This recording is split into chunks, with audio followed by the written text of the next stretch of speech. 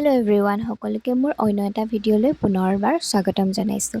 মই গৈছিলোঁ নতুন বছৰত মানে বহাগত শ্ৰী শ্ৰী কুন্দাটা থান। মোৰ যাবৰ বহুত মন গৈ আছিল, যিহেতু ক'ভিড 19 হৈছিল, তাৰ পাছৰে পৰা যোৱা হোৱাই নাছিল 4-5 বছৰমান। তো গতিকে গৈ আহিলোঁ আৰু আগতে যেনেকৈ আছিলে সকলোবিলাক তেনেকৈ নাই, এতিয়া নতুন হ'ল।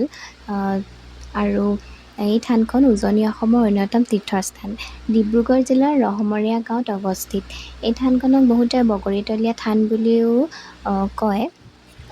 ময়ো পিছে বগৰীতলীয়া থান বুলিহে জানিছিলোঁ দেই আগতে, এতিয়াহে গম পালোঁ কুন্দাটা থান বুলিও যে কয় বুলি।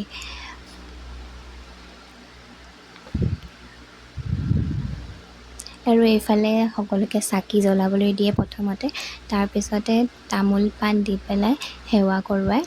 আৰু সেইদিনা আমি প্ৰসাদো পালোঁ। প্ৰসাদ খাই মেলি আমি ঘৰলৈ বুলি উভতিলোঁ। সঁচাকৈ বিৰাটেই শান্তিৰ পৰিৱেশ, আৰু এনেকুৱা ঠাইলৈ গৈ মই এনেও বিৰাট ভাল পাওঁ। আৰু মোৰ ভিডিঅ'টো চাই যদি আপোনালোকে ভাল পালে তেন্তে লাইক, শ্বেয়াৰ এণ্ড ছাবস্ক্ৰাইব কৰিবলৈ নাপাহৰিব। ধন্যবাদ। নতুন বছৰত ইয়াত ভক্তসকলৰ বহুত ভিৰ হয় আৰু ভাদৰ মাহতো চাগে ইয়াত বহুত ভিৰ হয়। গোটেই বছৰটো যাতে সকলোৰে ভাল হওক আৰু ভালে কুশলে যাওক, তাৰে কামনা কৰিলোঁ।